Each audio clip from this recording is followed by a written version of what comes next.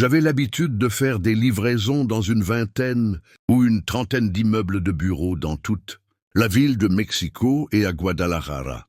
Je livrais toujours aux mêmes endroits, semaine après semaine pendant presque 3 années, ce qui signifie que j'ai fini par bien connaître certaines personnes là-bas.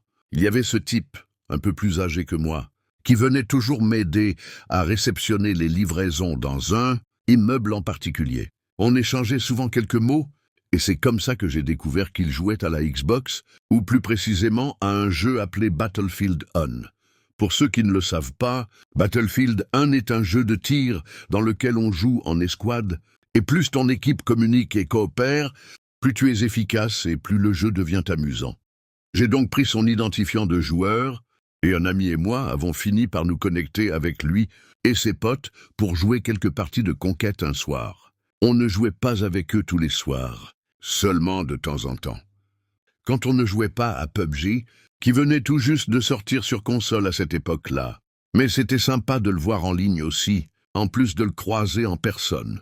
On est donc devenus plutôt amis. Et cet été-là, en 2018, je suis allé faire ma livraison habituelle dans l'immeuble de bureau de mon pote de jeu, mais j'ai trouvé l'endroit fermé. Pas juste fermé, désert. Il n'y avait personne autour, ni même de voiture sur le parking. Le bâtiment avait l'air ouvert, mais les portes étaient verrouillées, et il y avait plusieurs voitures de police à l'extérieur. Je me suis arrêté, j'ai sauté hors de mon express, puis je suis allé jusqu'à la porte pour demander aux policiers ce qui se passait. L'un d'eux, plutôt calme, m'a dit qu'il ne savait pas vraiment, on lui avait juste demandé de surveiller l'entrée principale et que tous les employés avaient été renvoyés chez eux pour la journée. Je l'ai remercié pour l'info, puis j'ai continué mes livraisons. Mais quand je suis rentré chez moi ce soir-là et que j'ai allumé ma Xbox, mon pote de bureau était en train de jouer à Battlefield 1 avec ses amis. J'ai rejoint leur groupe pour lui demander s'il allait bien. Je ne savais pas s'il y avait eu un incendie, une fuite de gaz ou, Dieu nous en préserve, une prise d'otage ou une fusillade. J'étais vraiment inquiet, mais il allait bien. Quand je lui ai posé la question, un de ses amis a commencé à rire et a dit « Frérot, j'ai une histoire pour toi. » C'était une histoire qu'il avait déjà racontée à ses 2 potes dans le chat, mais il ne voyait pas d'inconvénient à me la répéter. Donc, mon ami de Battlefield, m'a raconté qu'il bossait ce matin-là, sur un truc à l'ordi, dans l'un des bureaux, quand soudain, son ordinateur s'est figé. Il a dit que les ordinateurs étaient un peu vieux et lents, donc ce n'était pas si inhabituel qu'il plante de temps à autre. Mais pendant qu'il attendait que ça redémarre, avant même d'essayer de bouger la souris, il a entendu son collègue dans le box d'à côté se plaindre du matériel défectueux. Mon ami s'est levé, a regardé par-dessus la cloison et a demandé à son collègue si son ordinateur était aussi planté. Mais ce n'était pas seulement le sien. Tous les ordinateurs du bureau s'étaient arrêtés en même temps. Ensuite, après quelques minutes de totale confusion, tous les écrans sont devenus bleus. Et avant même que quelqu'un ait le temps de réagir, tout le courant s'est coupé, quelque chose avait sauté dans le sous-sol. Donc, ce n'était pas juste une question de faire venir le concierge pour rallumer les plombs. Tout le bâtiment semblait avoir subi une surcharge ou quelque chose du genre. Une fois l'électricité rétablie, tout le monde a rallumé ses ordinateurs et a repris le travail. Mais à ce moment-là, chaque ordinateur s'est mis à lancer une séquence de démarrage étrange, comme quand tu allumes ton ordi et que tu vois un truc qui a l'air de s'installer ou de se télécharger. Pendant tout ce temps, personne ne pouvait rien faire d'autre que d'éteindre l'ordinateur. Il ne répondait à aucune commande. Mais comme la plupart des gens pensaient que c'était une mise à jour, ou que les ordinateurs se réparaient eux-mêmes, ou un truc comme ça, personne n'a fait autre chose que prévenir le responsable des ressources humaines. Pendant ce temps, leur responsable RH commençait à péter les plombs. Il leur a fallu un moment pour se rendre compte de l'ampleur du problème, parce que son bureau était séparé du reste des open space. Mais lorsque l'on s'est rendu compte que chaque ordinateur du bâtiment semblait être en train d'installer un logiciel étrange et inconnu, le responsable des ressources humaines s'est mis à courir partout en disant à tout le monde d'éteindre leurs ordinateurs directement au mur, de les débrancher et de ne rien laisser continuer à s'installer. Il y eut une totale confusion pendant un moment. Personne ne savait quoi faire. Finalement, le patron de mon ami est sorti et a dit à tout le monde de prendre une pause déjeuner anticipée. Aucune des caisses de la cafétéria ne fonctionnait, donc personne ne pouvait payer son repas là-bas. Tout le monde a alors commencé à sortir pour chercher à manger à l'extérieur. Mais au cours de l'heure suivante, des policiers sont arrivés, et quand mon ami et ses collègues sont revenus, on leur a dit que les bureaux fermaient pour la journée afin que l'on puisse enquêter sur ce qui s'était passé avec les ordinateurs. C'était une histoire intéressante, pas la chose la plus incroyable que j'ai entendue, mais mon ami était tout content d'avoir eu un jour de congé payé. Et on a passé les parties suivantes sur Xbox à spéculer sur ce qui avait pu se passer, une attaque, un malware ou autre chose. La semaine passa, et lors de mon jour de repos, j'ai remarqué que mon pote de bureau était en ligne en pleine journée. Je lui ai demandé s'il était retourné au travail, et il m'a répondu que non, que personne n'y était encore retourné. Et ce n'est pas tout. Devine qui l'avait appelé sur son portable quelques heures plus tôt? Un agent de l'AFI. Cet agent avait une voix presque étrangement amicale. Vu la nature de ce qu'on lui avait demandé de faire, appeler chaque employé de l'entreprise pour leur parler du jour où les ordinateurs étaient devenus fous. L'agent a posé plein de questions à mon ami, et certaines très étranges, portant sur des détails précis de sa journée. Mon ami a simplement répondu, aussi honnêtement que possible. Il voulait aider et n'avait rien à cacher. Ce fut la dernière fois qu'il entendit parler de tout cela, jusqu'à ce que les bureaux rouvrent et qu'il retourne travailler.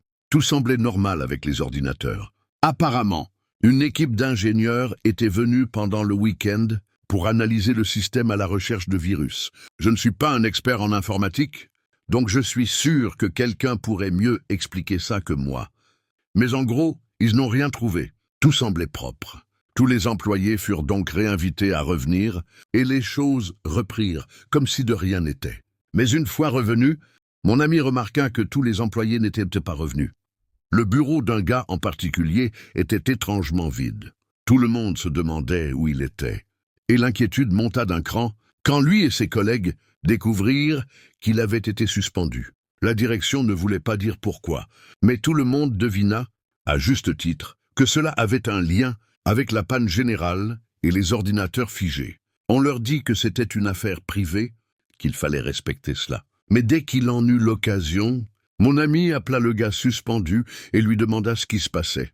Et c'est là que les choses devinrent vraiment étranges. Le gars suspendu lui dit qu'il n'avait pas seulement été mis à pied pour 30 jours, il avait carrément été arrêté et interrogé par des agents de l'AFI, non pas une, mais 2 fois, avant que tout le monde ne revienne au bureau. En résumé, la direction et l'AFI croyaient qu'il était lié au piratage du système informatique, et jusqu'à récemment, il était leur seul suspect. Mon ami lui demanda comment ils en étaient venus à le soupçonner, et le gars expliqua que tout remontait à un autocollant, avec un code QR qu'il avait trouvé dans le conteneur derrière les bureaux. Apparemment, c'était une zone non-fumeur. Même les vapoteurs y étaient interdits. Mais au lieu de sortir complètement du site pour prendre leur nicotine, il y avait une sorte d'accord tacite. Les gens allaient se cacher derrière, près des conteneurs, et lorsqu'ils étaient hors de vue des supérieurs.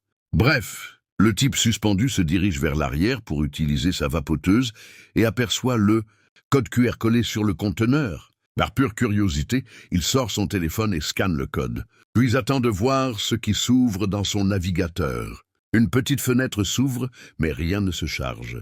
Il se rend alors compte que son téléphone est, d'une manière ou d'une autre, en mode avion, ou que la connexion est désactivée. Il va dans ses paramètres, rallume tout, se connecte au Wi-Fi du bureau, et pile à ce moment-là, bingo, tous les ordinateurs du bureau commencent à se figer.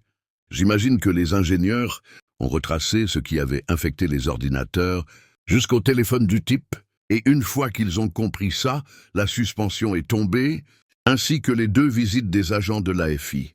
Ce n'est que lorsqu'il a remis toutes ses affaires, téléphone, ordinateur, presque tout ce qui pouvait se connecter à Internet, et qu'il a tout expliqué au sujet du code QR trouvé, que les agents ont commencé à diriger leur attention vers la personne qui avait collé l'autocollant QR et il n'était plus le seul suspect. Le gars a dit qu'il était terrifié, même s'il savait qu'il n'avait rien fait de mal, parce qu'on l'accusait d'une cyberattaque sérieuse et il avait peur de finir avec 100 années de prison fédérale, classé à tort comme cyberterroriste ou quelque chose du genre. Et je suppose que c'est ça, la partie vraiment effrayante de cette histoire. Avoir quelques jours de congé, c'est le truc le moins effrayant que je puisse imaginer. Tout le monde s'en est bien tiré, sauf ce type, évidemment. Franchement, j'ai scanné des tonnes de codes QR dans la rue pour toutes sortes de raisons. Une fois, ça m'a montré la page artistique d'une fille. Une autre fois, un service de livraison de weed. Je n'aurais jamais réfléchi à 2 fois avant de scanner un code aléatoire juste pour voir ce que c'est. Mais penser que ça pourrait finir par moi, interrogé par la fille, ça suffirait à flanquer la trouille à n'importe qui. Je vis et je travaille juste à l'extérieur de Mexico, dans un endroit appelé San Rafael, et comme tous les bureaux du pays, on a commencé à travailler depuis chez nous vers avril 2020. Jusqu'en avril de l'année suivante, il y avait encore tout un tas de règles sur les rassemblements, la distanciation, etc. Et certains membres de l'équipe ont continué à télétravailler. Mais la majorité d'entre nous est retournée au bureau, à cause de tous les avantages, déjeuner gratuit, boissons chaudes, factures d'électricité plus basses à la maison, etc. Bref, c'était notre 2e semaine de retour au bureau. Vers 11h30 du matin, j'étais assis à mon bureau, essayant de finir un truc avant de descendre manger. Mon bureau est contre le mur extérieur du bâtiment, où il y a une longue bande de fenêtres. Je travaillais quand quelque chose a attiré mon attention juste dehors. J'ai levé les yeux et j'ai vu un de ces petits drones qui flottait dans les airs. Je l'ai montré à ma collègue, et c'est elle qui a remarqué la petite caméra attachée au drone. On a alors compris que quelqu'un dehors était en train de nous filmer ou de prendre des photos. Un par un, tous les collègues ont remarqué le drone. Il faisait des va-et-vient puis a soudainement disparu. Notre responsable est sorti de son bureau pour voir ce qui se passait et, quand on lui a dit qu'on était presque sûr que quelqu'un utilisait un drone pour espionner les bureaux, il a annoncé qu'il allait parler à la sécurité à ce sujet. Petit à petit, tout le monde est retourné à son travail. On a passé l'heure suivante à travailler avant d'aller déjeuner. 1 heure plus tard, à notre retour de la cafétéria, notre responsable nous a dit que la sécurité avait trouvé un type juste à l'extérieur du bâtiment et qui semblait être le responsable du drone. Nous travaillions dans une sorte de complexe industriel avec plusieurs autres bureaux et entreprises. Mais il y avait un agent à l'entrée qui contrôlait les cartes d'identité pour s'assurer que seul le personnel autorisé accédait au site. Il avait refusé l'entrée au type avec le drone après avoir découvert qu'il n'avait aucune pièce d'identité. Mais au lieu de partir, le type avait simplement conduit un peu plus loin sur la route, garé sa voiture, puis lancé son drone par-dessus la clôture de sécurité. Ensuite, on a reçu des nouvelles à propos du drone. Ils ont découvert que le type s'était garé un peu plus loin, et ils sont allés lui demander d'arrêter. Mais il a refusé. Il affirmait avoir parfaitement le droit de faire voler son drone sur une propriété privée, et il a dit au service de sécurité d'appeler la police s'il voulait qu'il parte. Peu de temps après, notre responsable nous a informé de la situation et nous a dit que la sécurité attendait l'arrivée de la police pour demander au type de s'en aller.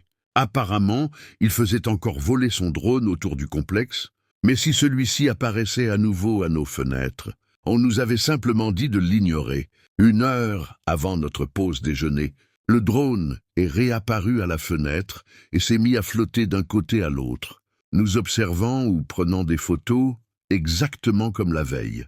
Petit à petit, tout le monde dans le bureau a remarqué le drone et notre responsable est venu voir ce qui se passait. En résumé, ce 2e jour, la police est revenue une seconde fois pour demander au type de partir et l'agent de sécurité principal les a accompagnés pour écouter ce qui se disait. Au début, le type au drone a dit qu'il était auditeur, qu'il était venu inspecter les bâtiments. Ça paraissait un peu légitime au départ. Donc la police ainsi que notre agent de sécurité ont pensé qu'il pouvait effectivement être en mission officielle. Ils lui ont alors demandé de présenter ses papiers. En réponse, l'homme a commencé à dire « Je n'ai pas besoin de vous montrer mes papiers. Je suis auditeur et j'ai le droit d'être ici. C'est tout ce que vous avez besoin de savoir. » La police a alors répondu que d'accord, il n'avait pas besoin de leur montrer quoi que ce soit, mais qu'il pouvait au moins leur dire pour quelle entreprise il travaillait ou ce qu'il faisait là, juste pour rassurer les gens sur place. Notre agent de sécurité a dit que les policiers avaient été parfaitement polis. Ils posaient simplement quelques questions anodines, mais l'homme a répondu avec hostilité. Pas de manière agressive, non. Il refusait simplement de répondre à quoi que ce soit et répétait « Je suis auditeur. J'ai le droit d'être ici. » D'après ce qu'a entendu notre agent, l'auditeur ne violait pas vraiment la loi. Faire voler un drone autour de notre immeuble de bureau ne constituait pas une infraction. Et techniquement, il avait raison. Mais les policiers, lui, ont dit que s'il continuait à utiliser son drone de manière répétée pour prendre des photos de nous, cela finirait par être considéré comme du harcèlement, et qu'il l'arrêterait et l'inculperait si quelqu'un décidait de porter plainte. Pour ceux d'entre vous qui sont aussi confus que je l'étais à propos de toute cette interaction, et j'étais vraiment confus, il y a un peu de contexte qu'il faut connaître pour que tout cela ait un minimum de sens. Il existe un type très particulier de personnes dans ce monde, et ce qu'ils aiment faire, c'est aller dans différents endroits et simplement filmer ou prendre des photos des gens qui s'y trouvent. Et tout cela existe aussi dans presque tout le Mexique, ainsi que dans d'autres pays. Ces gens-là se désignent eux-mêmes comme des auditeurs du premier amendement. Et il existe des tonnes de vidéos en ligne les montrant en train de se disputer avec des inconnus, parfois se faire agresser, parfois se faire arrêter aussi, notamment lorsqu'ils essaient d'entrer dans des salles d'audience ou sur des bases militaires, ou des endroits où ils n'ont tout simplement pas le droit d'être. Personnellement, je trouve tout ça complètement absurde, et la seule chose qui me vient à l'esprit, c'est que ces gens ont bien trop de temps libre. Et d'une certaine manière, ils ont appris à se nourrir de ces interactions négatives avec les autres. C'est étrange, vraiment étrange. Mais ces gens existent, et ce type en faisait clairement partie. Au 3e jour, on était déjà au courant de tout ça. Donc ça commençait à faire un peu plus de sens pour nous. La seule vraie question à ce moment-là était « Mais pourquoi diable avait-il choisi de nous auditer ?» Nous, parmi tout le monde, un de mes collègues de bureau, un gars nommé Fernando, a été celui qui nous a parlé de ces fous autoproclamés auditeurs du premier amendement, même comme on les appelle en Amérique, ou peu importe. Et selon lui, plus on ignorerait vite le gars avec le drone, plus vite il se lasserait et partirait. Vous voyez, beaucoup de ces étranges auditeurs pensent que s'ils reçoivent ne serait-ce qu'un minimum de résistance ou de rejet de la part des gens qu'ils filment, alors cela doit vouloir dire que ces gens-là ont quelque chose à cacher ou font quelque chose de mal. Mais soyons honnêtes, personne n'a envie d'être filmé au hasard, n'est-ce pas? Tout cela donne une impression vraiment bizarre, j'imagine. Que ce type pensait que tout le monde faisait quelque chose de louche, juste parce qu'il marchait en filmant les gens de façon provocante. Bref, Fernando nous a dit que plus vite on cesserait de donner au type la satisfaction qu'il cherchait et qu'on commencerait simplement à l'ignorer, plus vite il déguerpirait et irait embêter quelqu'un d'autre. En résumé, ça n'a pas marché. À la fin, notre responsable de bureau a officiellement déposé une plainte pour harcèlement auprès de la police, affirmant que cela nous empêchait de travailler efficacement. C'était peut-être un peu exagéré, mais ce n'était certainement pas agréable de savoir que ce type nous observait à travers cette petite caméra de drone. Le lendemain du dépôt de plainte pour harcèlement, tout le monde attendait 11h30, avec impatience pour voir si le drone réapparaîtrait à la fenêtre. Et quand il était environ 11h45, et qu'il n'y avait toujours aucune trace du drone, certains d'entre nous ont même fêté un peu, pensant que cette petite saga ennuyeuse et absurde était enfin terminée. Mais non, ce n'était pas encore fini. On avait encore du chemin à faire avant de pouvoir tourner la page. Donc ce jour-là où le drone n'est pas apparu, c'était un jeudi. Mais le lendemain matin, sur le chemin du travail, j'ai remarqué quelqu'un debout devant l'entrée principale, en train de filmer tous ceux qui entraient dans le complexe industriel avec son téléphone. En m'approchant, je l'ai reconnu. C'était le type bizarre, l'auditeur. Mais cette fois, il n'avait pas de drone. Il était toujours là pourtant. Et au moment où j'ai tourné pour entrer dans le complexe et le garde de sécurité, à l'entrée, m'a laissé passer. J'ai alors vu le type, l'auditeur, en train de me filmer avec son téléphone. Pas seulement ma voiture, mais aussi mon visage, en tenant son téléphone à hauteur de son ventre, comme s'il essayait de capturer mon expression pendant que je m'arrêtais pour attendre que la barrière se lève. Comme je l'ai mentionné plus tôt, c'était profondément désagréable. Mais techniquement, tout ce qu'il faisait, c'était prendre des photos de nous. Ce que je voulais savoir plus que tout, c'était pourquoi il faisait cela. Je me souviens avoir discuté de tout ça avec quelques collègues ce jour-là, mais aucun de nous n'a pu trouver une réponse claire. Même notre responsable, qui était en contact régulier avec le service de sécurité à ce moment-là, disait qu'il n'en avait aucune idée. Chaque fois qu'on lui demandait, l'auditeur se contentait de dire « ce n'est pas vos affaires » ou quelque chose du genre. Et toute tentative d'insister ne faisait que le pousser à dire « appelez la police ». Plus tard ce jour-là, j'ai appris que la police l'avait effectivement expulsé du site. Ils lui ont donné une sorte d'injonction de dispersion, ce qui signifie qu'il pouvait l'arrêter s'il ne quittait pas les lieux. Et donc, il est parti. Mais il est revenu. Quelques jours plus tard, quand tout le monde est revenu au travail, un lundi matin, je l'ai revu. Et cette fois-là, je suppose que ma curiosité a pris le dessus. J'avais toujours été un peu méfiant vis-à-vis de ce type. Pas effrayé en soi, mais je n'avais jamais eu envie de m'approcher de lui. Mais ce lundi-là, ma curiosité m'a complètement dominé. Pendant que j'attendais que la barrière se lève, j'ai baissé la vitre côté passager et je lui ai crié de s'approcher. La première chose qu'il a faite, c'est de commencer à me filmer. Il ne s'est pas penché vers la voiture, non. Il a juste levé son téléphone à hauteur de la vitre ouverte, probablement pour avoir une meilleure image de moi. Ça ne m'a pas trop dérangé à ce moment-là. Il m'avait déjà pris en photo des dizaines de fois, mais j'en ai profité pour lui poser la question. Pourquoi perdait-il son temps dans notre complexe industriel en particulier? Je n'oublierai jamais ce qu'il m'a répondu. « Pardon, quelle absurdité tu racontes ?» Je n'ai pas tout à fait compris. Alors je me suis répété, et là, il a baissé son téléphone pour établir un contact visuel avec moi, et il m'a dit « Je sais ce que vous faites là-dedans, et quand j'en aurai la preuve, vous serez dans de beaux draps. Souviens-toi de mes paroles. » Juste pour que tu comprennes, notre entreprise était une société de marketing, spécialisée dans les graphismes et les logos. Une petite entreprise pouvait nous contacter pour qu'on lui prépare un portfolio d'idées de branding. Elle nous payait un tarif fixe pour notre temps, notre expertise et les droits d'utiliser les créations de notre département artistique. Et à ma connaissance, les autres entreprises du complexe étaient un entrepôt de stockage qui louait des conteneurs au public, une entreprise de vente de cartouches d'encre et 2 cabinets de conseil, de que je suis presque sûr d'avoir entendu dire spécialisés en informatique. Tout était totalement innocent et franchement plutôt ennuyeux. Alors que ce type me dise « vous allez avoir des problèmes ». Et ça n'avait aucun sens. Je lui ai demandé ce qu'il voulait dire, ou plutôt ce qu'il croyait qu'on faisait dans ses bureaux. Et il a répondu « tu vas me le dire ». Chérie, tu vas me le dire, de la manière la plus désuète qu'on puisse imaginer.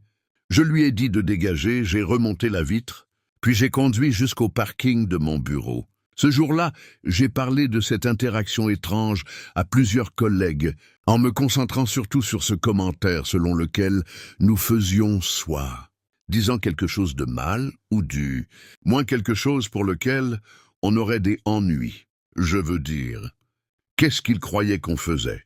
À part créer des portfolios de marketing et de branding toute la journée, je savais qu'il n'était pas vraiment net dans sa tête. Donc je ne m'attendais pas à beaucoup de logique venant de lui. Et un commentaire qu'il a adressé à un autre collègue avait encore moins de sens. Joanne, du département de copyright, a dit que lorsqu'elle lui avait expliqué ce que nous faisions, à savoir que nous étions une société de conseil en marketing, il lui avait répondu « Tu sais aussi bien que moi que ce n'est pas ce qui se passe en haut, mais ce qui se passe en bas, pas vrai ?» Il voulait sûrement parler du rez-de-chaussée. Nous n'avions pas de sous-sol. Et le rez-de-chaussée, c'était juste la réception, les salles de réunion, la cafétéria, rien de louche ou d'inapproprié, de quelque manière que ce soit.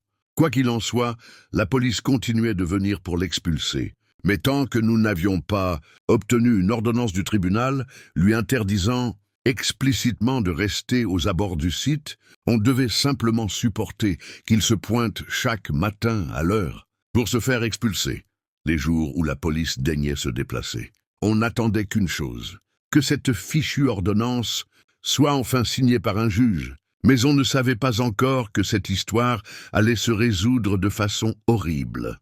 En à peine 2 semaines, la semaine suivante, on a juste continué à le tolérer. Parfois, il venait même avec un pote, un type avec plein de badges accrochés à une veste, sur laquelle il était écrit « Non à la 5G ».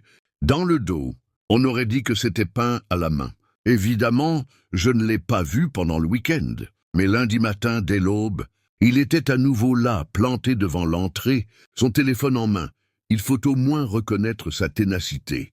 Il restait là même sous des pluies torrentielles, un parapluie dans une main, son téléphone dans l'autre, ne manquant jamais un seul jour.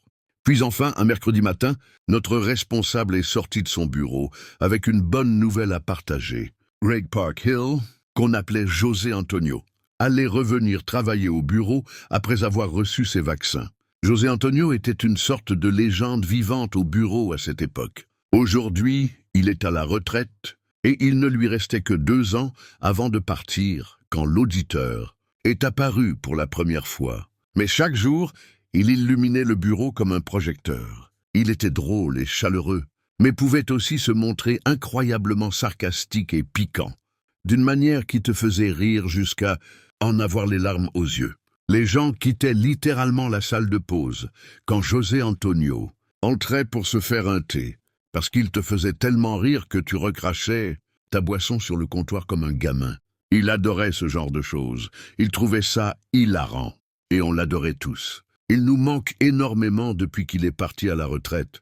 Ce qui me manque le plus, c'est son attitude face aux choses sérieuses. Quand on a appris qu'il allait revenir, tout le monde était heureux de savoir qu'il allait mieux. Il avait été vraiment malade à l'époque, et il faisait partie de ceux qui avaient choisi de travailler depuis chez eux jusqu'à ce que tout soit revenu à la normale. Alors apprendre qu'il était assez en forme pour revenir au bureau, c'était un vrai coup de boost pour le moral. Mais ensuite, on s'est tous posé la question, comment allait réagir José Antonio en voyant l'auditeur posté devant l'entrée principale. Jusqu'ici, le plus que quelqu'un avait fait, c'était lui poser des questions polies, genre « Pourquoi tu perds ton temps ici ?» Mais jamais, rien de vraiment frontal. Mais José Antonio, lui, il n'était pas du genre à laisser passer plus de 2 ou 3 occasions sans donner au type une bonne leçon. Et franchement, on était plutôt impatients de voir ça. C'est pourquoi le mot d'ordre avait été de laisser la sécurité s'en occuper, ne pas interagir avec lui, et on avait essayé de s'y tenir autant que possible. Mais José Antonio n'était pas du genre à suivre un plan. Il prenait toujours la ligne droite entre A et B, sans détour ni blabla. Et sa façon de gérer l'auditeur allait sans doute être très différente de la nôtre. Bref, ce lundi-là, José Antonio devait revenir au travail. Et il avait l'habitude d'arriver un peu en avance pour prendre son petit déjeuner. À la cafétéria, un autre des avantages du poste. J'étais arrivé environ 20 minutes avant lui. Tu te souviens que je t'ai dit que mon bureau avait vue sur la fenêtre? Eh bien, la vue était agréable avec quelques arbres.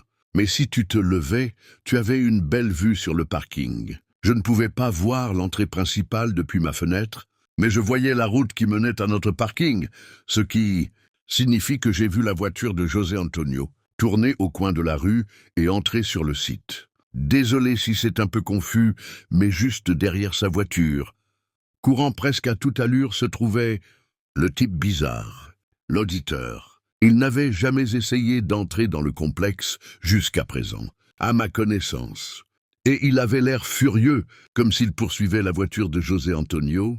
J'ai tout de suite pensé, quelque chose est en train de se passer à l'entrée principale. Peut-être que José Antonio lui criait dessus, mais je ne pouvais pas en être sûr. J'ai donc attendu que José Antonio sorte de sa voiture et commence à marcher vers l'entrée principale pour me lever et aller jusqu'à la fenêtre, ce qui me permettait de voir la porte d'entrée. La ligne de vue n'était pas parfaite, mais je pouvais voir suffisamment pour repérer José Antonio debout, en train de parler avec le garde de sécurité. Je ne pouvais pas voir l'auditeur depuis la fenêtre, mais je savais qu'il était là dehors. Je ne savais juste pas ce qu'il faisait. Puis, aussi vite qu'il était arrivé, l'auditeur s'est mis à courir hors du parking en criant quelque chose d'incompréhensible qui ne s'est précisé que lorsqu'il s'est rapproché de l'entrée. Je ne peux pas dire exactement ce qu'il criait, mais je me souviens avoir entendu « Je ne te le permettrai pas ». Quelque part au milieu, je ne savais pas trop quoi faire. Je savais que je ne devais pas quitter mon bureau, que je devais faire confiance à la sécurité pour gérer la situation. Mais je savais aussi que si quelque chose de grave se passait dehors, j'avais peut-être une responsabilité, celle d'aller voir si je pouvais aider. Alors je me suis dirigé vers l'entrée principale. Et quand je suis arrivé, j'ai vu José Antonio debout devant la porte, regardant le parking avec une expression si sombre sur le visage que ça m'a vraiment secoué.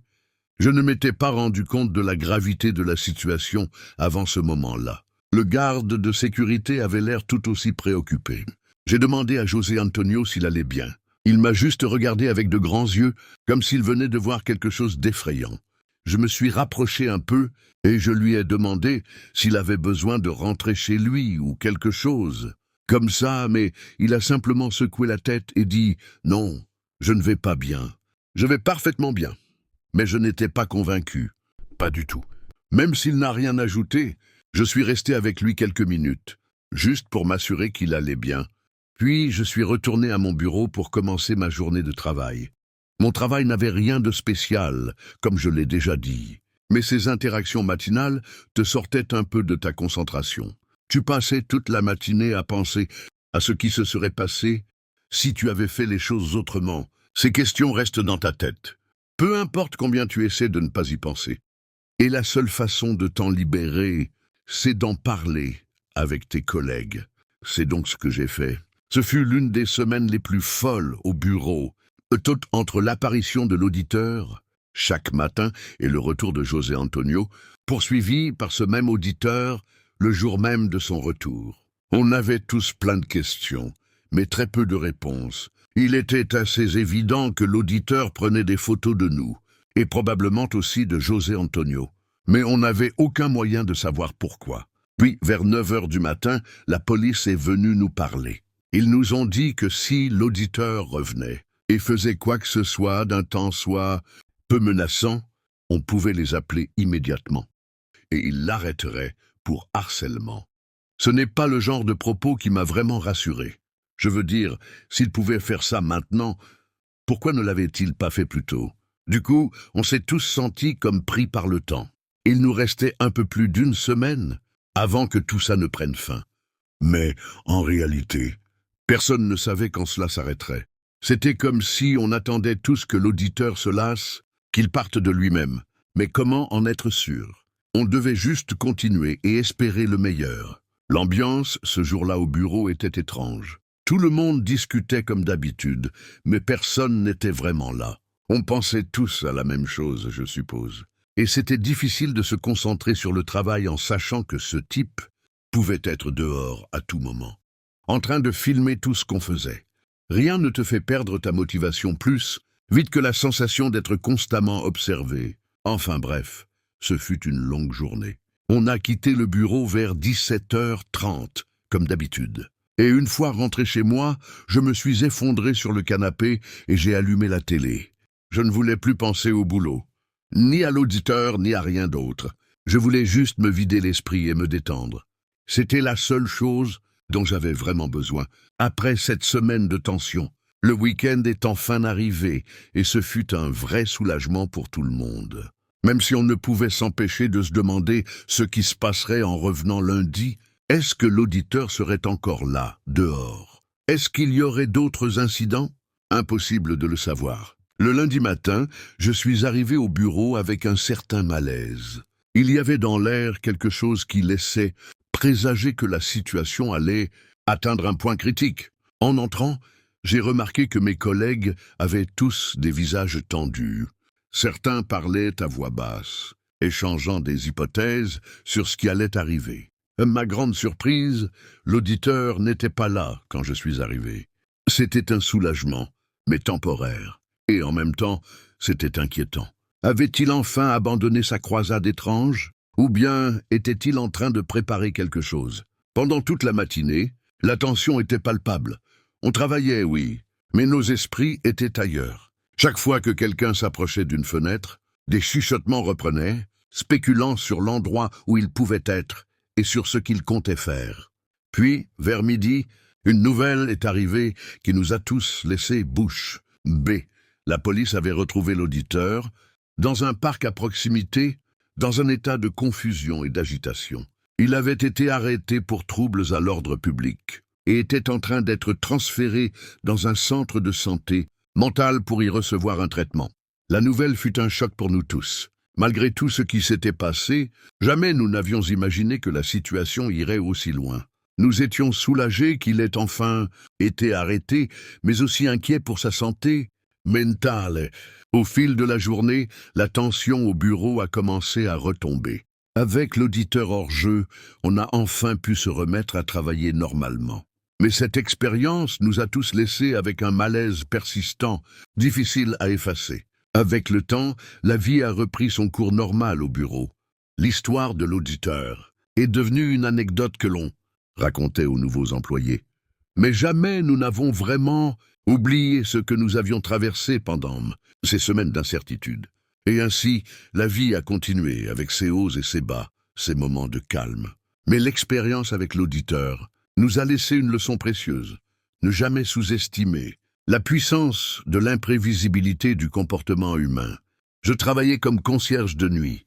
Dans une copropriété située au centre-ville, l'association des résidents avait de nombreuses préoccupations en matière de sécurité à cause de la manière dont l'immeuble avait été construit.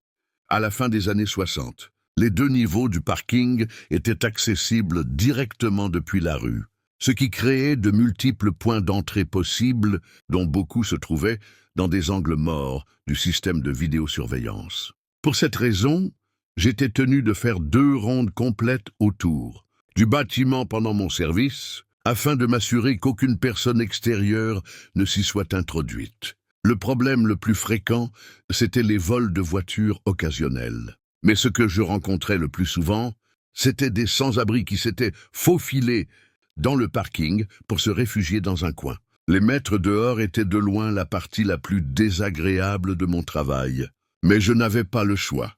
Après quelques mois à ce poste, je connaissais par cœur tous les endroits où ils avaient l'habitude de se cacher. Le bâtiment était très ancien et avait subi de nombreuses rénovations au fil des années, ce qui avait laissé derrière lui de nombreux recoins étranges, des renfoncements en béton inutiles, des pièces et couloirs condamnés, des escaliers qui ne menaient nulle part.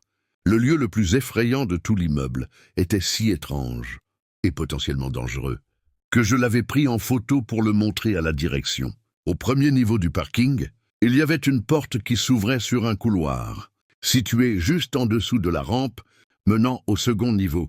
Il faisait environ 1,50 m à 2 mètres de large et s'étendait sur 6 à 9 mètres, mais ne menait nulle part. Au fond, il y avait un gros tuyau d'eau muni d'une vanne, seule justification de l'existence de cet espace. Mais dans l'obscurité, éclairé uniquement par une lampe de poche faiblarde, ce tuyau prenait des formes inquiétantes. Ce qui le rendait vraiment dangereux, cependant, c'était le système de verrouillage de la porte. Aucun cadenas, aucune serrure de part et d'autre. Seulement un grand loquet coulissant à l'extérieur. Il n'y avait qu'une seule manière d'entrer ou de sortir. Et si quelqu'un refermait la porte depuis l'extérieur, on ne pouvait plus en sortir. Depuis que j'avais découvert cet endroit, je n'arrivais pas à me sortir de la tête. À quel point il serait facile pour quelqu'un d'y rester coincé. Pourtant, tout ce que j'avais signalé à la direction n'avait rien changé. Ils étaient déjà au courant et n'avaient aucune intention d'agir. Malheureusement, cela signifiait que je devais ouvrir cette porte et inspecter l'endroit chaque nuit. Mais je ne mettais jamais un pied à l'intérieur. J'en avais trop peur. Les mois passèrent. Et puis un jour, mon pire cauchemar se réalisa. Il était environ 3 heures du matin, au milieu de mon service. Je faisais ma ronde dans le parking. Tout était calme. C'était une nuit de mercredi tranquille, rien de suspect sur les caméras, aucune alerte. J'étais détendu. Puis soudain, j'ai entendu une porte claquer à l'autre bout du parking. Je ne savais pas exactement d'où venait le bruit, alors je suis allé voir. Mon cœur s'est figé quand j'ai vu que la porte du couloir sans issue était grande ouverte. J'ai regardé autour de moi pour voir si quelqu'un se trouvait dans le parking, mais tout semblait désert. J'ai crié pour intimider une éventuelle présence cachée, mais personne ne répondit, et rien ne bougea. Je redoutais que quelqu'un soit caché dans le couloir sans issue. Je me suis donc approché, j'ai pointé ma lampe de poche vers l'intérieur, et j'ai ressenti un bref soulagement en voyant qu'il n'y avait personne. Mais à environ 3 mètres de l'entrée, il y avait une bouteille en verre vide. J'ai soupiré et levé les yeux au ciel, en pensant que quelqu'un avait bu là, puis s'était enfui en m'entendant arriver, renversant peut-être la porte en partant précipitamment. Ce ne serait pas si difficile de grimper sur des voitures garées et de sauter la clôture vers le parking voisin. Beaucoup de gens passèrent par là, car cette zone était à moitié en sous-sol et était, comme je l'ai dit, le couloir sans issue. Se trouvait dans un angle mort des caméras. Malheureusement, je n'avais pas le droit de laisser des déchets n'importe où. Si j'en voyais, je devais les ramasser.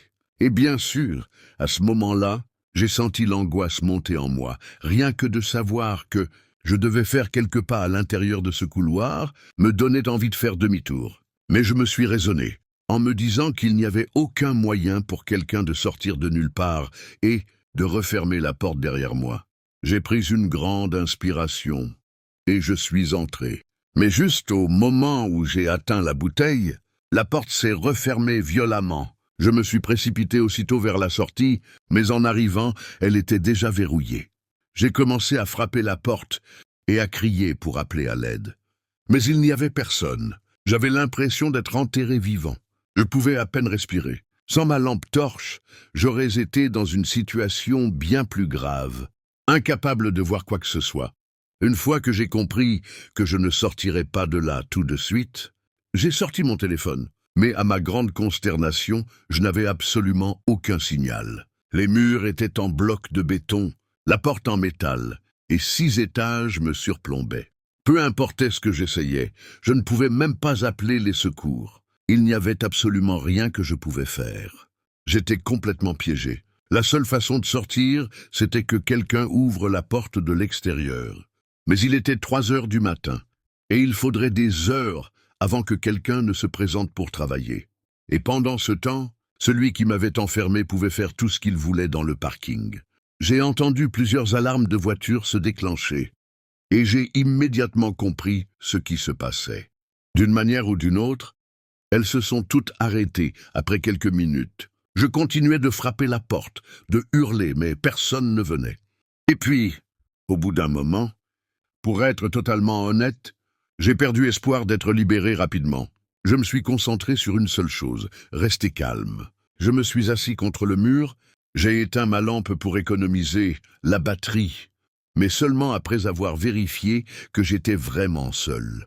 Toutes les quelques minutes, je me relevais pour frapper la porte encore et encore. Il m'a fallu environ 2 heures, mais j'ai finalement réussi à attirer l'attention de quelqu'un qui arrivait plus tôt que prévu pour travailler. Je l'ai remercié alors qu'il m'ouvrait la porte. Mais malheureusement, la première chose que j'ai dû faire ensuite, c'était appeler la police. J'ai vite remarqué qu'une douzaine de voitures avaient été vandalisées. Il y avait du verre brisé partout dans le parking. Des vitres fracassées sur plusieurs véhicules. Celui qui avait fait ça savait exactement ce qu'il faisait. Il savait comment me piéger, et il savait comment désactiver les alarmes des voitures. Qu'il était en train de piller. Nous n'avions des agents de sécurité que le week-end, ceux qui nous laissaient complètement vulnérables. Un mercredi, apparemment bénin. L'incident a causé au total des dizaines de milliers de dollars de dommages et de vols. Et moi, j'ai été renvoyé de mon poste. Ce n'est pas comme si j'avais envie d'y retourner de toute façon. L'auteur n'a jamais été identifié sur les caméras et ne le fut jamais. L'année 2021 a été une période étrange pour toute personne dont le métier impliquait de travailler dans un bureau. Et à l'été, nous travaillions tous à distance depuis un peu plus d'un an. Le ressenti général était plutôt partagé. Certaines personnes adoraient ça, d'autres, beaucoup moins. Alors quand la nouvelle est tombée que nous allions devoir retourner au bureau une fois les restrictions assouplies à l'automne, cela a suscité une vague similaire de controverses. Certains étaient impatients de revenir, d'autres menaçaient de démissionner si on les y forçait. La situation a atteint un point critique, beaucoup ont été licenciés, et tout cela fut horrible. Nous avons perdu plusieurs bons membres de l'équipe. Cela signifiait que l'une des premières choses à faire en revenant, c'était de recruter de nouvelles personnes pour combler les vides.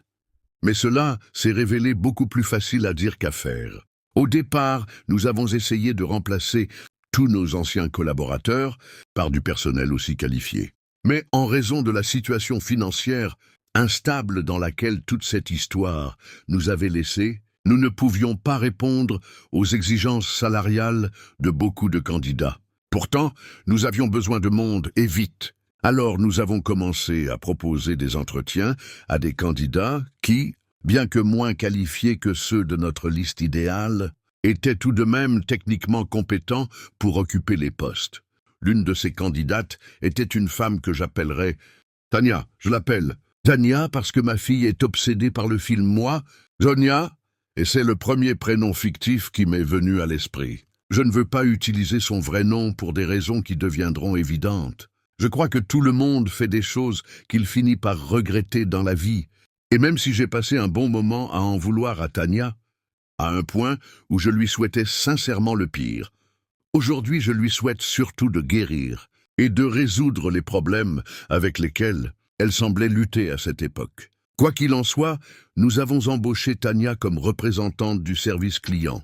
Et même si ce n'est clairement pas le job le plus facile au monde, nous nous sommes vite rendus compte qu'elle n'était pas faite pour ça. Ce fut d'autant plus déroutant qu'elle avait passé l'entretien avec brio. Et au moins, l'une de ses références était excellente. Le seul souci, c'est qu'elle n'avait jamais travaillé dans le service client auparavant. Et bien que l'engager comme responsable de notre tout petit service client fut un pari risqué, ni moi ni le PDG n'avons cru que cela poserait problème.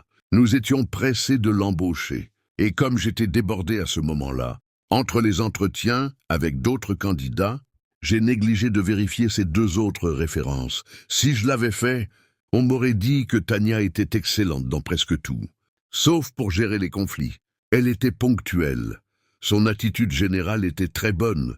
Mais quand les choses devenaient tendues avec un client mécontent, elle voyait rouge.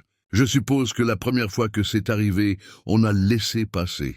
Tania était tellement compétente dans tous les autres aspects que nous ne voulions pas la perdre sans d'abord tenter une approche douce. Nous l'avons prise à part pour lui parler et on lui a dit, en résumé, de ne pas prendre les choses trop personnellement. De temps à autre, elle aurait à faire face à des clients impolis. Et le secret, c'était d'enlever l'émotion de l'équation, se détacher et faire semblant que tout cela n'était rien d'autre qu'un exercice de résolution de problèmes. Un peu comme un Rubik's Cube, sauf que ce Rubik's Cube agit comme un parfait abruti en permanence. Tu ne crierais pas après un Rubik's Cube, n'est-ce pas? Tu respires et tu essaies un autre angle. Je me souviens que le PDG lui avait dit, en gros, on pensait que tu valais mieux que ça, dans le sens où nous pensions qu'elle était une excellente employée et que ce n'était pas irréaliste d'attendre davantage d'elle. Bien sûr, elle ne pouvait pas refuser de servir un client au moindre soupir, mais nous lui avons rappelé que si un client devenait franchement abusif, pas simplement impatient ou désagréable, elle avait parfaitement le droit de mettre fin à l'appel et de proposer que cette personne soit ajoutée à la liste noire. Elle n'était pas un punching ball, et il était hors de question qu'elle se laisse traiter comme telle. En revanche, elle devait apprendre à garder la tête froide face aux clients. C'était la seule manière de faire la différence entre quelqu'un de grincheux et un véritable tyran. Et dans tous les cas, nous serions toujours là pour la soutenir. Elle avait acquiescé, nous avait remerciés pour le retour, et la réunion s'était conclue sur une note très positive. Coupe à 2 ou 3 semaines plus tard. Tania se retrouve une fois de plus à hurler contre un client au téléphone, et cette fois, le PDG me demande de lui lancer un ultimatum. Fais tout ce qu'il faut pour éviter les conflits avec les clients, ou bien il faudra envisager ton départ. Ce qui était évidemment une manière polie de dire « tu seras licencié ». Je ne travaillais pas officiellement aux ressources humaines à l'époque. J'avais participé au recrutement, mais je n'occupais pas un poste RH. Pourtant, au lieu d'escalader la situation à ce service ou d'espérer une éventuelle médiation, le PDG m'a demandé de lui donner une dernière chance, une discussion informelle, avant que les choses ne deviennent vraiment officielles. Je ne pense pas que ce fût une erreur de sa part de me demander ça, mais je sais avec certitude que j'ai commis une erreur dans la manière dont je m'y suis pris. Tu vois, lorsqu'on a une conversation sérieuse avec un employé, on devrait toujours avoir un tiers présent pour servir de témoin. Comme ça, si quelque chose dérape, il y a quelqu'un pour confirmer ce qui a été dit ou non dit. Dans 99% des cas, ce témoin est là par pure formalité. Mais parfois, il se passe quelque chose qui te rappelle exactement pourquoi ces précautions existent. Comme notre conversation précédente avec Tania s'était bien déroulée, je me suis dit que je pouvais la prendre à part au calme, à un moment tranquille, pour lui faire passer l'avertissement. En dehors de ses altercations avec les clients, elle avait toujours été polie et professionnelle avec ses collègues, y compris moi. Je n'avais donc aucune raison de penser qu'elle réagirait mal. J'avais tellement tort. Le lendemain après-midi, alors que je terminais une tâche, j'ai vu Tania se diriger vers l'arrière, près du stock. Je me suis dit que c'était un bon moment pour lui parler calmement de la manière dont elle gérait les plaintes clients. Je l'ai suivie, je lui ai dit bonjour, et je lui ai demandé si elle avait quelques minutes. Elle a dit oui. J'ai donc commencé à aborder la question avec précaution. Elle m'a écouté quelques minutes, semblant attentive à tout ce que je disais, jusqu'à ce que j'évoque la possibilité qu'elle soit licenciée. Là, c'est où elle a commencé à paraître nerveuse. Puis, plus je parlais, plus je voyais qu'elle devenait émotionnelle. Je me suis arrêté un instant pour lui demander si ça allait. Elle n'a pas répondu. Elle a juste fait un pas en arrière, puis s'est tournée vers l'un des rayonnages de stockage. À ce moment-là, j'étais un peu inquiet. Tu sais, comme n'importe qui le serait. Quand la personne à qui tu parles fait soudain un pas en arrière et se détourne de toi, j'ai cru que c'était une manière pour elle de se calmer, prendre un peu de recul, détourner le regard, retrouver son calme. Je lui ai redemandé si elle allait bien. Encore une fois, pas de réponse. Et là, elle s'est légèrement penchée vers l'arrière, puis a violemment projeté sa tête contre la barre métallique du rayonnage. Tu sais, ces montants verticaux qui soutiennent les étagères, j'étais tellement choqué que je suis resté figé. Je n'ai tout simplement pas réagi, jusqu'à ce qu'elle recommence. La deuxième fois, son nez a éclaté sous l'impact. Le sang a jailli comme un robinet.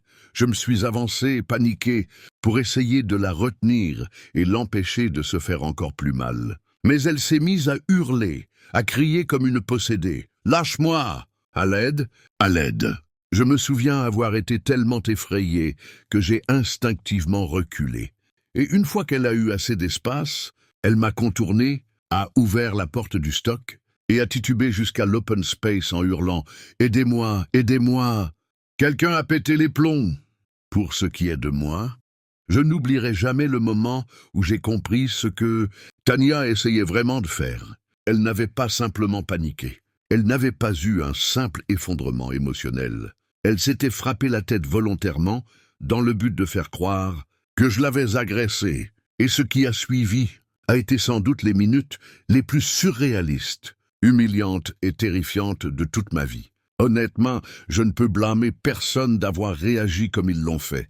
Une seconde, le bureau était calme et productif. Et la suivante, il y avait une jeune femme, du sang coulant sur sa chemise, en train de hurler qu'elle avait été agressée et qu'elle avait besoin d'aide. La dernière chose que quelqu'un aurait faite dans une situation pareille, c'est de la retenir et de lui demander « Est-ce que cet homme t'a vraiment frappé ou es-tu quelqu'un de profondément instable qui vient de simuler une grave agression pour sauver ton poste ?»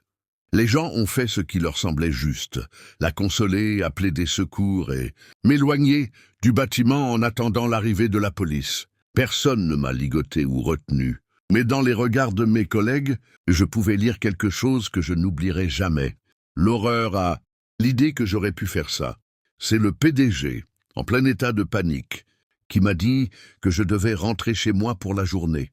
Et en m'accompagnant dehors, il m'a soufflé que je devrais sans doute me trouver un avocat, parce que, selon ses propres mots, Dieu seul savait dans quoi je venais de m'embarquer juridiquement parlant. Mais j'avais une seule réponse à lui donner. « Regarde les caméras. Je t'en prie, regarde les caméras. » Je n'ai rien fait.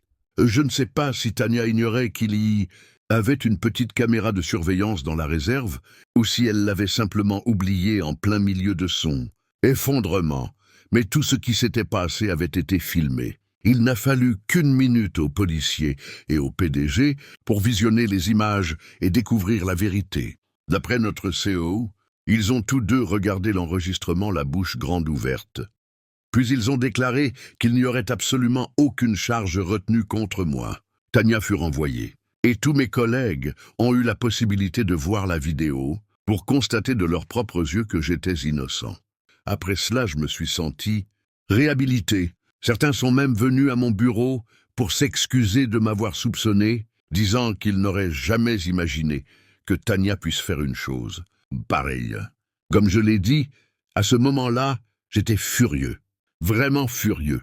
J'ai envisagé de la poursuivre en justice. Je me suis même surpris à espérer qu'elle reçoive un jour un traitement à la hauteur de la souffrance qu'elle avait causée. Mais plus le temps passait, plus je comprenais quelque chose. Il faut être profondément dérangé pour simuler un crime aussi grave, au point de se blesser physiquement dans le processus. Et au-delà du fait que les procès civils sont souvent inutiles, je savais qu'intenter une action ne me donnerait qu'une satisfaction éphémère. Ce que Tania avait besoin, ce n'était pas de punition, mais d'aide, une aide psychologique sérieuse. Si elle m'avait blessé physiquement, ou s'en était prise à mes biens, peut-être que ça aurait été différent.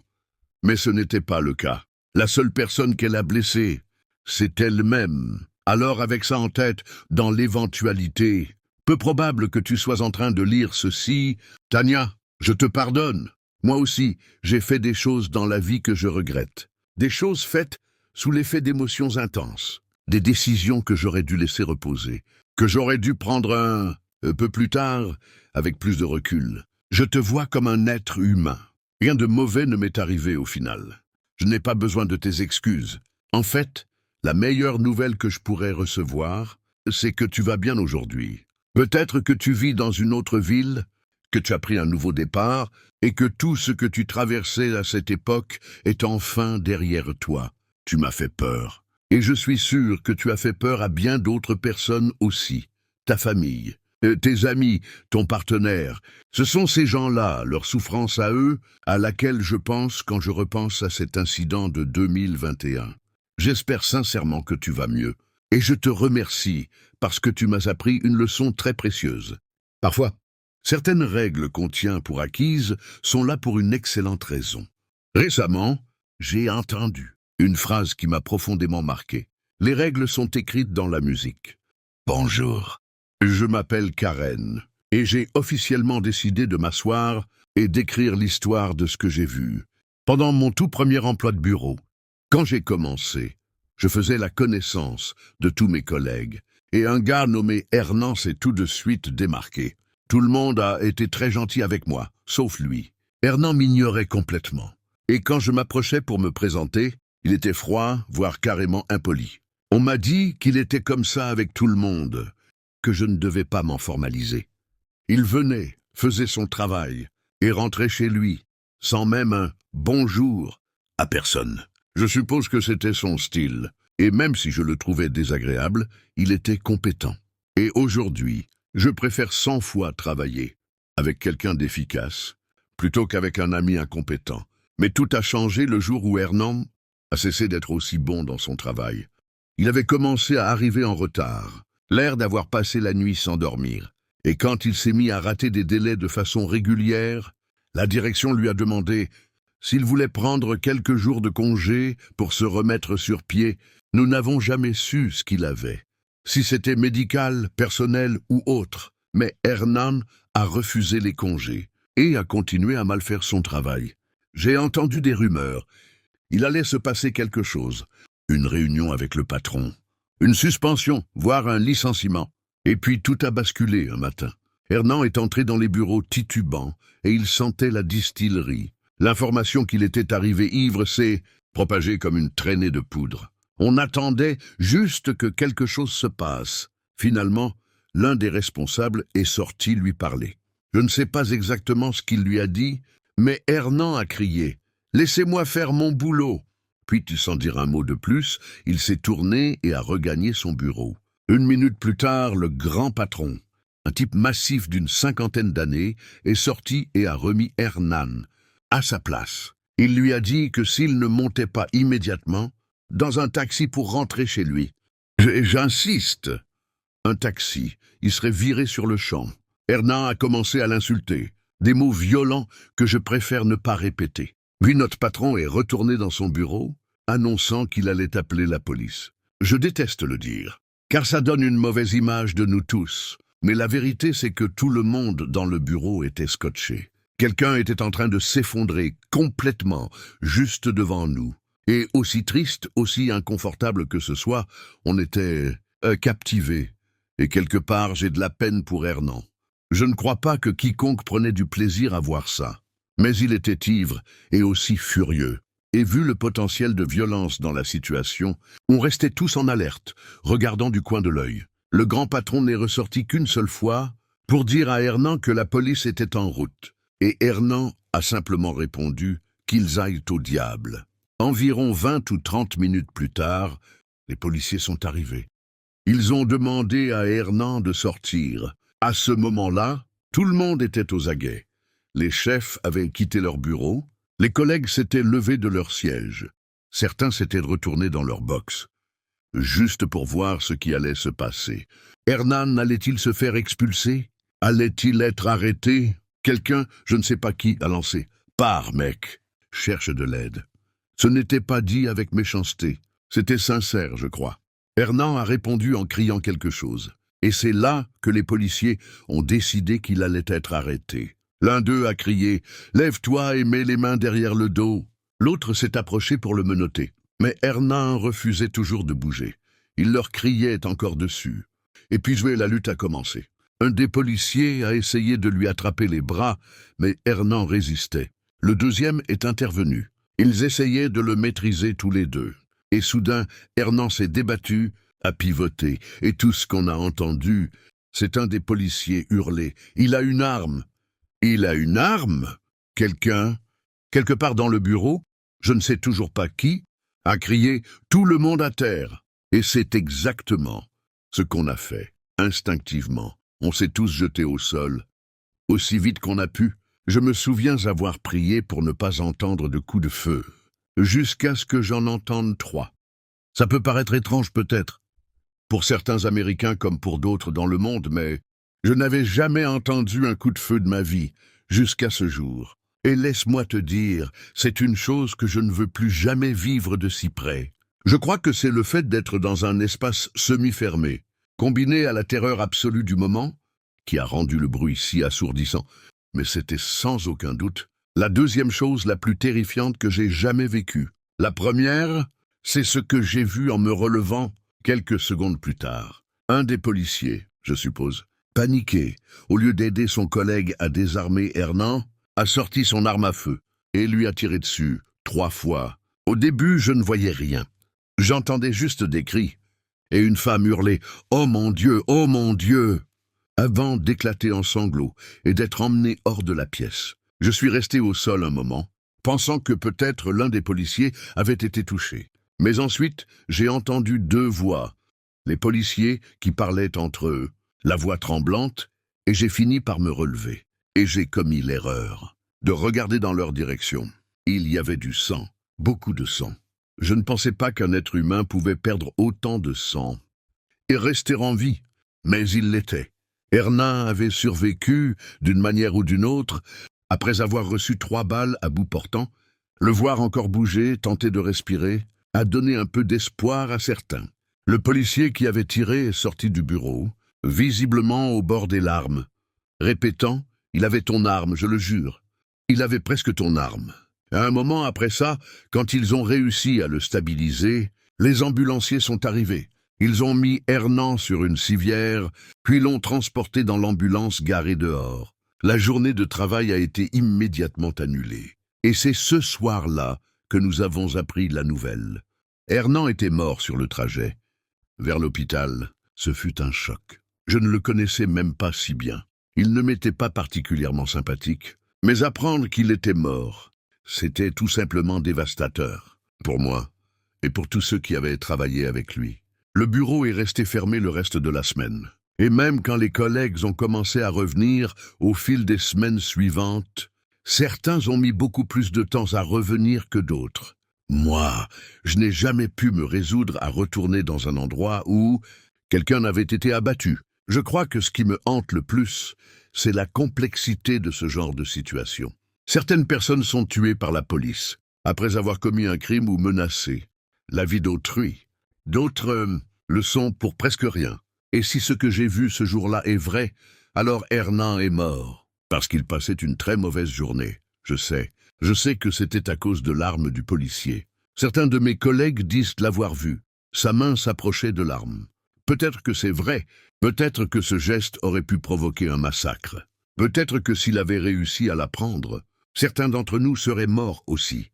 Et peut-être que les policiers n'ont pas eu le choix.